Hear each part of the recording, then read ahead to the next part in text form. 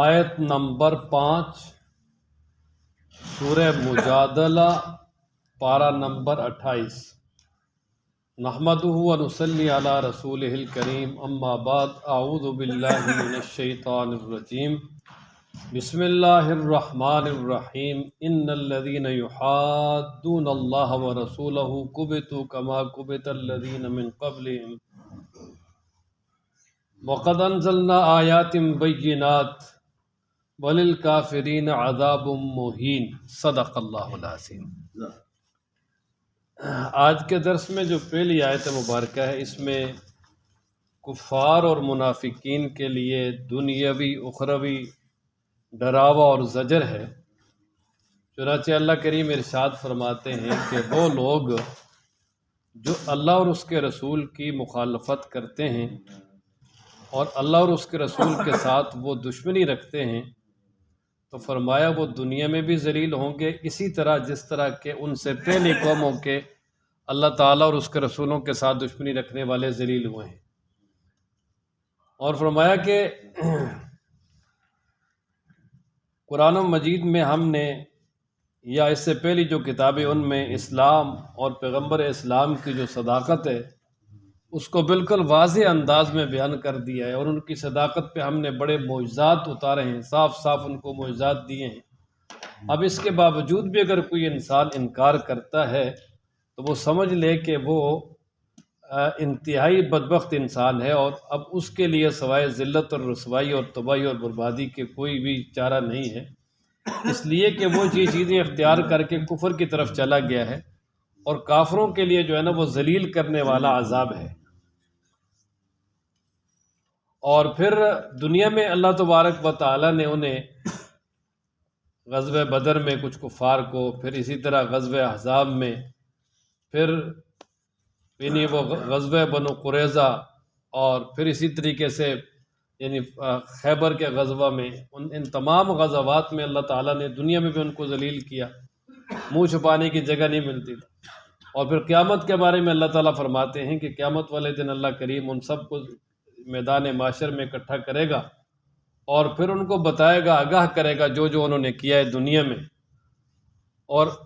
وہ اس وقت بھول چکے ہوں گے، لیکن اللہ تبارک و تعالیٰ نے تو سب کچھ کو محفوظ کیا ہوگا، وہ سب ان کے سامنے پیش کر دے گا اور کہے گا کہ یہ تم نے کیا ہے، اس لیے کہ اللہ تبارک و تعالیٰ تو ہر جگہ موجود ہے، ہر چیز پہ گواہ ہے، حاضر و ناظر ہے، لہذا اس سے تو کوئی چیز پوشیدہ نہیں ہے۔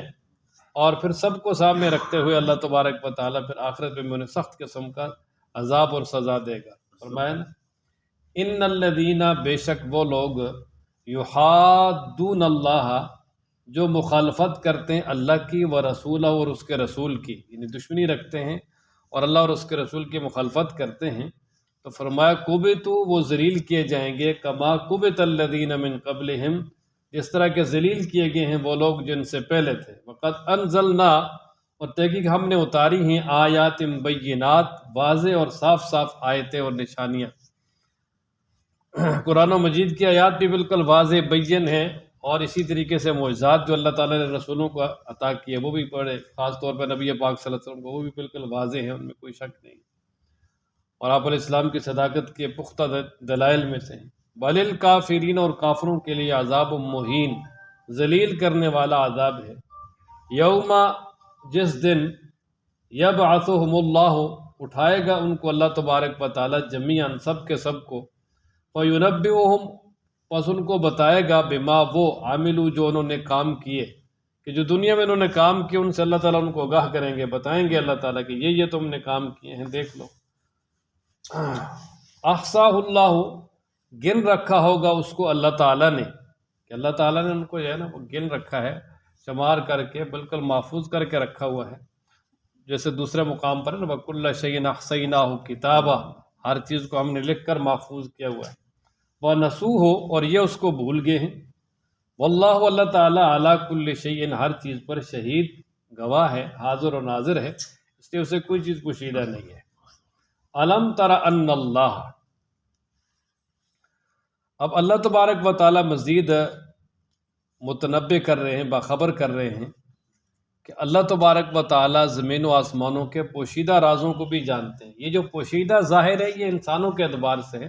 باقی اللہ تبارک و تعالیٰ کے ہاں تو جو ہمارے ہاں ظاہر ہے وہ بھی برابر ہے، اور جو پوشیدہ ہے وہ بھی برابر ہے۔ ساتوں پردوں کے نیچے چھپی ہوئی چیز اور بالکل سامنے رکھی ہوئی چیز اللہ کے ہاں برابر ہے۔ یہ ہمارے اعتبار سے ظاہر اور پوشیدہ ہے، وہ زمین و آسمان کے کسی بھی کونے میں یا زمین کی تہہ میں کہیں بھی جو ہے نا وہ چیز ہے تو رب ذوالجلال کے وہ نظروں میں ہے، اللہ تعالیٰ سے وہ اوجل نہیں ہے۔ اور پھر مزید وضاحت کرتے ہوئے آگے اللہ تعالیٰ ارشاد فرماتے ہیں کہ اگر کسی مقام پر تم 3 لوگ سرگوشی کرو، کوئی خفیہ میٹنگ کرو، مشورہ کرو، تو فرمایا وہاں چوتھی اللہ کی ذات موجود ہوتی ہے، یعنی اللہ علم کے اعتبار سے وہاں موجود ہوتے ہیں۔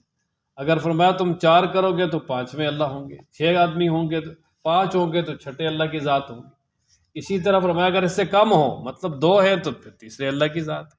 اس سے زیادہ ہیں مطلب اگر 6 ہیں تو 7ویں اللہ کی ذات ہے، 8 ہیں تو 9ویں اللہ کی ذات ہے۔ یعنی مطلب جتنے بھی لوگ ہوں گے کسی بھی جگہ پہ کوئی مشورہ کریں گے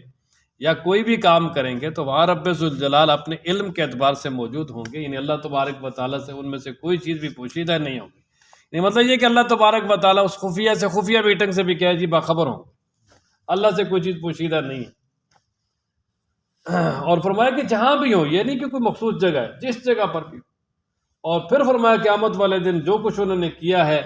وہ اللہ تبارک و تعالیٰ ان کو بالکل واضح طور پہ بتائیں گے اور پھر اس کی سزا بھی دیں گے۔ اور پھر ساتھ ساتھ یہ جو منافقین ہیں ان پہ بھی زجر ہے کہ وہ مسلمانوں کے خلاف چھپ چھپ کے میٹنگ کرتے تھے، اللہ تبارک و تعالیٰ نے انہیں بھی بخبر کر دیا کہ تم اگر 2 آدمی 3 آدمی 4 آدمی جہاں بھی بیٹھ کے کسی بھی جگہ پہ میٹنگ کرو گے، خفیہ کوئی پلان بناؤ گے، کوئی منصوبہ بندی کرو گے تو اللہ تبارک و تعالیٰ وہاں موجود ہیں، علم کے اعتبار سے، قدرت کے اعتبار سے۔ اللہ تبارک و تعالیٰ وہ تمہاری ساری چیزیں جو ہیں وہ نوٹ کر رہے ہیں، دیکھ رہے ہیں، جس طرح کہ لکھا ہوتا ہے نا کیمرے کی آنکھ دیکھ رہی ہے تمہیں، تو بس اللہ تعالیٰ بھی ہر وقت دیکھ رہے ہیں، اللہ کا کیمرہ اس سے بھی سخت ہے۔ اللہ اکبر۔ علم تارا، کیا آپ نے نہیں دیکھا؟ یعنی مطلب یہ یعنی مزید تقریر کے لیے ہے کہ علم تارا، کیا آپ نے نہیں دیکھا، یعنی آپ کو پتہ ہے کہ ان اللہ، بے شک اللہ تعالیٰ، یعلم، جانتا ہے، ما اس کو، فی السماوات جو آسمانوں میں ہے، وما اور اس کو، فی الارض جو زمینوں میں ہے، ما یکونو نہیں ہوتی، من نجوا کوئی سرگوشی خفیہ میٹنگ، ثلاثۃ 3 آدمیوں کی، الا مگر ہوا وہ، رابعہم ان کا چوتھا ہوتا ہے، ولا خمسۃ اور نہیں ہوتی 5 آدمیوں کی، الا ہوا سادسہم مگر وہ ان کا چھٹا ہوتا ہے، ولا ادنا اور نہ کم کی، من ذالک اس سے، ولا اکثر اور نہ زیادہ کی، الا مگر ہوا وہ اللہ تعالیٰ معہم ان کے ساتھ ہوتا ہے، اینما کانوا جہاں بھی وہ ہوں، فرمایا جس جگہ پہ بھی ہوں اللہ تعالیٰ ان کے ساتھ ہے۔ ثم پھر یونبئ بتائے گا ہم ان کو، بما وہ، عاملو جو انہوں نے کیا، یوم القیامت قیامت کے دن بتائے گا، یعنی بتا کر پھر سزا بھی دے گا برے کاموں کی۔ ان اللہ، بے شک اللہ تعالیٰ، بکل شیء علیم، ہر چیز کو جاننے والا ہے۔ الم تر الی الذین نہوا عن النجوى ثم یعودون لما نہوا عنہ۔ یہ مدینہ منورہ میں خاص طور پہ منافقین اور یہود پہ جو ہے نا یہ زجر ہے کہ اصل میں مدینہ منورہ میں نبی پاک صلی اللہ علیہ وسلم نے یہودیوں سے وہ معاہدہ کیا تھا جس کو میثاق مدینہ کہا جاتا ہے۔ اس میں یہ تھا کہ بھئی ہم پہ حملہ تم پہ تصور ہوگا، تم پہ حملہ ہم پہ تصور ہوگا، سارے مل کے دفاع کریں گے ایک دوسرے کے خلاف لڑیں گے نہیں۔ بڑا جامع معنی جو ہے نا وہ آپ علیہ الصلوۃ والسلام نے ان کے ساتھ جو ہے نا ایک معاہدہ کیا ہوا تھا۔ تو اب وہ اس معاہدے کی وجہ سے کھل کھلا کے مسلمانوں کے خلاف لڑ تو نہیں سکتے تھے، لیکن اندر سے یہود جو ہے نا یہ ہر وقت مسلمانوں کے خلاف شدید نفرت رکھتے ہیں، انتہائی، جتنی نفرت ان کے دل میں ہے باقی کسی کافر کے دل میں نہیں ہے، شدید نفرت۔ خود اللہ تبارک و تعالیٰ یہ 6 پارے کے آخر پہ فرماتے ہیں کہ بھائی مسلمانوں کے ساتھ اگر سخت ترین عداوت ہے تو وہ سب سے پہلے مشرکی اب اپنے یہودیوں کے دلوں میں ہے، اور پھر اس کے بعد یہ مشرکین ہیں، سارے جو گائے اور بتوں اور ان کے پجاری ہیں، یہ بدھ مت اور ہندو وغیرہ۔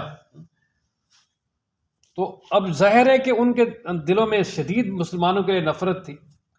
وہ مسلمانوں کو پریشان کرنے کے لیے کوئی موقع ہاتھ سے جانے نہیں دیتے تھے، ہیلے بہانے کر کے کہیں نہ کہیں ضرور مسلمانوں کو پریشان کرنے کا کوئی نہ کوئی منصوبہ بناتے تھے۔ اور پھر جو منافقین تھے وہ بھی انہی کے جاسوس ہوتے تھے، زیادہ تر منافقین بھی ان یہودیوں میں سے ہی تھے، تو بظاہر اپنے آپ کو مسلمان کہتے تھے، حقیقت میں وہ ان کے جاسوس تھے۔ تو اب وہ اس طرح ہوتا کہ اگر کوئی مسلمانوں کی جماعت جہاد کے لیے گئی ہوتی تو پیچھے سے یعنی وہ آ جاتے چند 2-3 مل کے، اور وہ جو یعنی جو جہاد پہ گئے ہوئے ہیں ان کے جو پیچھے رشتہ دار ہیں ان کے سامنے اشارہ کرائے ہوئے بات کرتے، یار وہ جو گئے تھے وہ تو پتہ نہیں کب واپس آئے، وہ تو سنا ہے کام ختم ہو گیا ان کا۔ اب اس کا مقصد یہ ہوتا تھا تاکہ یہ یعنی ان کے دلوں میں پریشانی ہو، پریشان کرنا مقصد ہوتا، یا یہ کہ اگر وہ اکیلا کوئی مسلمان نظر آتا تو اس کو دیکھ کر پھر ادھر ادھر بھی دیکھتے، پھر آپس میں بھی بات کرتے ایک دوسرے کے کان میں، تاکہ یہ ڈر جائے یار میرے خلاف کوئی منصوبہ بنا رہے ہیں، مطلب مقصد ان کو پریشان کرنا ہوتا تھا۔ اب اس سے نبی پاک صلی اللہ علیہ وسلم کو جب پتہ چلا تو آپ علیہ الصلوۃ والسلام نے ان کو روکا، یار یہ کام نہ کرو، تم اپنے آپ کو مسلمان بھی کہتے ہو، منافقین سے کہا، اور دوسرا یہودیوں سے کہا کہ دیکھو تمہارا ہمارا معاہدہ ہے، اس طرح مسلمانوں کو پریشان نہ کرو۔ اس کے باوجود بھی جو ہے نا وہ باز نہیں آئے، اس کے باوجود بھی باز نہیں آئے، تو رب ذوالجلال نے یہاں ان کے بارے میں فرمایا کہ اللہ تبارک و تعالی اس کا بدلہ انہیں قیامت میں دیں گے، شدید قسم کا عذاب۔ ایک تو یہ بات، اور دوسرا یہ کہ عرب کے ہاں اسلام سے پہلے بھی یہ رواج تھا کہ جب کسی سے ملتے تھے تو اس کو دعا دیتے تھے، حیک اللہ، حیک اللہ، اللہ آپ کو زندہ رکھے۔ اور اب بھی یہ عام رواج عرب میں کہتے ہیں، خاص طور پہ یہ جو تلاوت وغیرہ جہاں یا کوئی اچھا بیان کر رہا ہو تو اس کو کہتے ہیں حیک اللہ، اللہم صلی علیک، اس طرح کے الفاظ وہ کہتے رہتے تھے۔ تو اسلام نے پھر اس کی جگہ ایک بڑی جامع معنی چیز عطا کر دی، السلام علیکم ورحمۃ اللہ وبرکاتہ، اس میں بھی ایک زندگی کی سلامتی کی دعا ہے۔ تو اب کوئی مسلمان اسلام کرتے جی السلام علیکم، کہ جی تم پر سلامتی ہو، تو اب یہودی جو ہے نا وہ مسلمانوں کو دعا دیں، اور خاص کر نبی پاک صلی اللہ علیہ وسلم کو، تو یہ تو ہو ہی نہیں سکتا، وہ تو اندر سے جلے ہوئے ہیں، تو اس لیے وہ کھل کھلا کے جو ہے نا وہ مخالفت بھی نہیں کر سکتے تھے، ہیلے بہانے کہیں نہ کہیں راستہ نکالتے تھے بس۔ تو اب ان ظالموں نے اس کے لیے ایک راستہ نکالا کہ السلام علیکم کا معنی ہے تم پر سلامتی ہو، اب لام کو درمیان سے ہٹا دیں، السلام علیکم کا معنی ہے تم مرو، تم پہ موت آئے۔ حدیث مبارکہ میں آتا ہے نا، آپ علیہ السلام نے ارشاد فرمایا نا کہ یہ جو حبۃ السودا ہے نا، کالا دانہ، یہ کلونجی، فرمایا یہ ہر چیز کے لیے شفا ہے الا السام، سوائے موت کے۔ سام عربی میں موت کو کہتے ہیں۔ تو وہ یعنی ظالم جب مسلمانوں کو ملتے یا نبی پاک صلی اللہ علیہ وسلم کے پاس آتے تو کہتے السلام علیکم۔ ایسا ایک واقعہ پیش آیا کہ نبی پاک صلی اللہ علیہ وسلم تشریف فرما ہے، تو ایک یہودی آیا اور اس نے نبی پاک صلی اللہ علیہ وسلم کو اس طرح یعنی سلام کیا، السلام علیکم۔ آپ علیہ السلام نے فرمایا وعلیک، تجھ پر، یعنی جو مجھے کہا وہ تجھ پر۔ اب ساتھ ہی حضرت عائشہ رضی اللہ تعالیٰ عنہ پردے میں بیٹھی سن رہی تھی، تو وہ حضرت صلی اللہ علیہ وسلم کی گستاخی ہو اور آپ صلی اللہ علیہ وسلم کو اس طرح کی بدعا کوئی ظالم دے، نعوذ باللہ، اور پھر وہ خاموش رہے، کوئی ایمان والا خاموش رہے، یہ تو ہو ہی نہیں سکتا۔ حضرت سیدہ فوراً بولی، کہنے لگی وعلیک السلام واللعنت والغضب، کہ تجھ پر ہی موت ہو اور تجھ پر اللہ کی لعنت بھی ہو، اللہ کا غضب بھی ہو۔ تو آپ علیہ السلام نے فرمایا عائشہ ذرا آرام سے، آرام سے نرمی کرو۔ تو فرمایا جی اللہ کے محبوب میں کس طرح نرمی کروں؟ تو آپ نے سنا نہیں کیا کہا اس نے؟ تو آپ علیہ السلام نے فرمایا عائشہ میں نے اس کو جواب دے دیا ہے نا۔ تو اب اس طرح کے جو ہے نا وہ واقعی نہیں کرتے تھے، تو یعنی موقع تلاش کر کے نبی پاک صلی اللہ علیہ وسلم کو، مسلمانوں کو پریشان کرنا اور اس طرح کی باتیں کرنا، تو اللہ تبارک و تعالیٰ نے پھر ان کے وہاں۔ اور پھر دوسری بات یہ بھی کہ آپس میں ایک دوسرے سے کہتے یار اگر یہ اللہ کے سچے نبی ہوتے تو ہم نے تو ان کی گستاخی کی، اللہ ہمیں یہاں سزا دیتا، اور اللہ ہمیں سزا نہیں دے رہا، لہذا معلوم ہو یہ اللہ کے سچے نبی نہیں ہیں۔ اس طرح ایک دوسرے کو ورگلانے کے لیے یہ بات بھی ساتھ کرتے ہیں، اپنے الگ ہوتے دلوں میں اور اپنی مجلسوں میں۔ تو اللہ تبارک و تعالیٰ نے پھر اس کا جواب دیا کہ اگر دنیا میں ان کو سزا نہیں مل رہی تو آخرت میں سزا پکی ہے ان کے لیے، اور وہ بہت سخت ہے اور بہت ہی شدید ہے، اس سے ان کا چھٹکارا قطعاً نہیں ہو سکتا۔ فرمایا نا الم تارا، کہ آپ نے نہیں دیکھا الی الذین، ان کی طرف نہو جن کو روکا گیا، عن النجوى سرگوشیوں سے، ثم یعودون پھر وہ لوٹتے ہیں، لما ان کاموں کی طرف نو عنہ جس سے ان کو روکا گیا ہے۔ ان سے کہا تھا یار یہ سرگوشیاں اور خفیہ میٹنگیں اور یہ خسر پھسر کھن پوسیاں نہ کرو، لیکن فرمایا پھر وہی کرتے ہیں۔ اور ویتناجون، اور وہ خفیہ میٹنگیں کرتے ہیں، سرگوشی کرتے ہیں بالاسم گناہ کی، والعدوان اور زیادتی کی، ومعصیت الرسول اور رسول اللہ صلی اللہ علیہ وسلم کی نافرمانی کی، وَإِذَا جَاءُوكَ اور جب آتے ہیں آپ کے پاس، حَيَّوْكَ تو وہ آپ کو زندگی کی دعا دیتے ہیں، بما ان الفاظ کے ساتھ، لم یحییک کہ نہیں زندگی کی دعا دی آپ کو بھی ان الفاظ کے ساتھ اللہ نے، یعنی اللہ تعالیٰ نے وہ الفاظ آپ کے لیے مقررہ نہیں کیے، وہ ان الفاظ کے ساتھ آپ کو آ کے وہ سلام کرتے ہیں، وَيَقُولُونَ اور کہتے ہیں، فی انفسہم اپنے نفسوں میں، یعنی اپنے آپ میں، یا یعنی دل میں کہتے ہیں، یا یہ کہ جب آپس میں ایک دوسرے کے ساتھ ملتے ہیں تو کہتے ہیں، لولا یعذبنا اللہ کیوں نہیں عذاب دیتا ہمیں اللہ تعالیٰ، بما اس کے بدلے نقول جو ہم کہتے ہیں، اگر وہ اللہ کے سچے رسول ہیں تو پھر ہمیں عذاب کیوں نہیں ہو رہا؟ تو اللہ نے جواب دیا جی، حسبہم جہنم ان کے لیے جہنم ہی کافی ہے۔ میں کہ وہ کہتے ہیں نا عذاب نہیں ہے تو اللہ عذاب دے گا،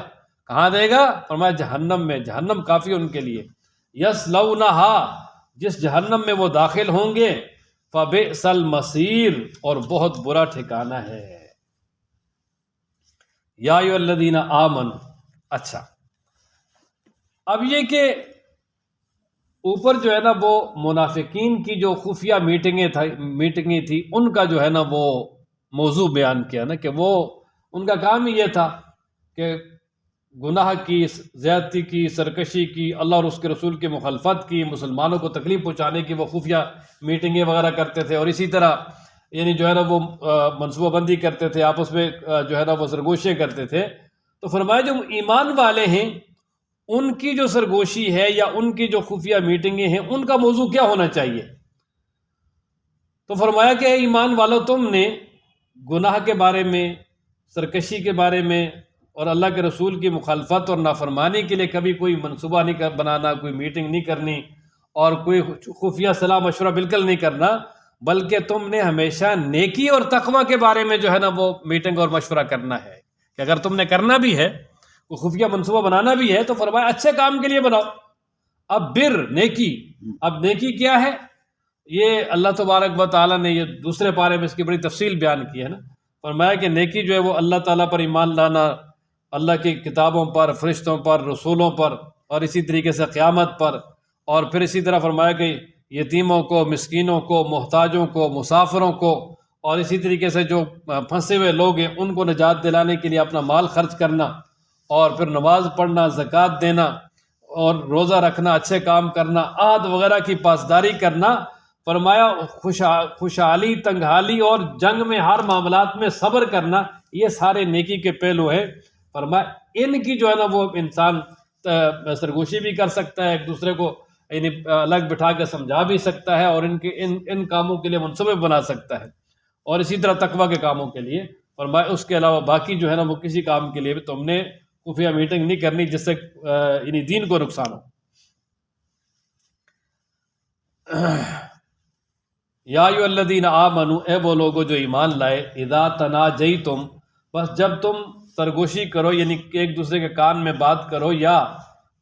الگ بیٹھ کر کوئی میٹنگ کرو، تو فلا تتناجوا، بس تم نے نہیں میٹنگ کرنی، نہیں تم نے سرگوشی کرنی، بالاثم گناہ کی، والعدوان اور زیادتی کی، ومعصیت الرسول